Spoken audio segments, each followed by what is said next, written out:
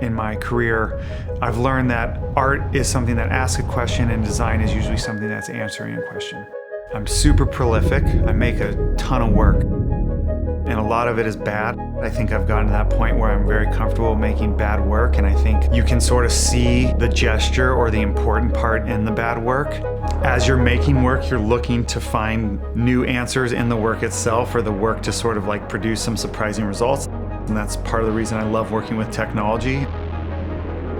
It's an innovation that allows for the work to speak back to you a little bit quicker, a little bit broader. The machine is gonna take you places where your imagination won't. I think that's a really compelling thing.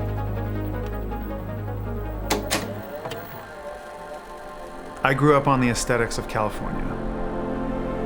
Growing up here, I think whether it's the Pacific Ocean, the sunset, the culture, the things we did as kids, riding bikes around our neighborhoods, I think like California has a certain air to it that feels like a gradient or feels like a gauzy pink to orange sky or something like that, that just, it's here, you can feel it. I don't know how else to say it.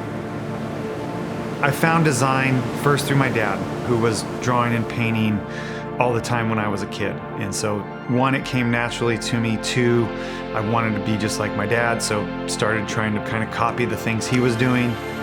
When I found typography, I think that's when everything clicked into place. Type is the gift that kind of gave me everything artistically. Like through type, I was able to make sense of this sort of abstract, crazy world. It really gave me a place to sort of ground myself. I think that when you are able to start looking at color, shape, proportion, depth, light, and you can kind of move through the world and see the beauty in these things, I think you can't help but to bring it over into your work, or help find a way to like take that inspiration from your morning dog walk or whatever and bring it into your work.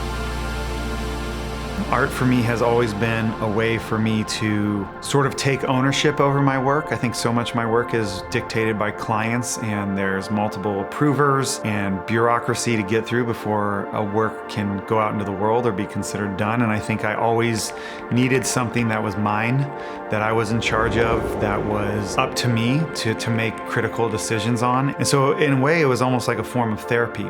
For me, it was like a space to explore things where no one could touch my work.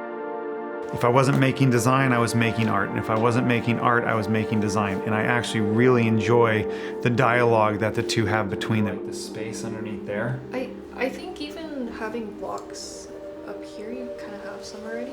I love being part of a team. I love working with people. I love being surprised by how other artists who I work with handle some of the same problems that I'm trying to solve. For this project, it's me, Audrey, and Yuan, who's in Copenhagen. We never do anything alone. Everything that we do, we're always working together. I've learned over my career that the best results come from having many voices in the work. So this one is a little different in that we're not building a long-form generative system around it, but we're doing all the same steps that we would normally follow to get there. And so in a way, it's fun because we're doing something different. We're making very deterministic paintings. We were playing around with these ideas of aggregated images. How do you condense 74 laps at 154 miles per hour into one image? We're trying to combine multiple images into one. We're trying to convey, obviously, speed. We're trying to convey repetition. We're trying to delete things that we think don't matter while trying to emphasize things that we think should be louder or matter more. You know, for this, a lot of it's driven by story. Like we're literally watching the race, learning the story of what happened in 2016 in Monaco, or, you know, whatever, where the race was won on lap 54.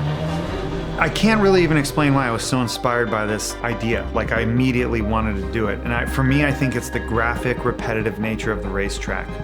This is a world I want to live in, with evenly spaced red and white stripes, all these incredible blocks of bright color and repetitious, evenly spaced shapes. Just is that makes me happy and is artistically interesting to me. You know, we're asking people to, like, if you love racing, maybe look at these images and think a little bit more about the color, the repetition, the patterns, and sort of this simplified view. it's a beautiful way to walk around and, see the world. Like I said, whether you're walking in a mall or out amongst the redwoods with your dog.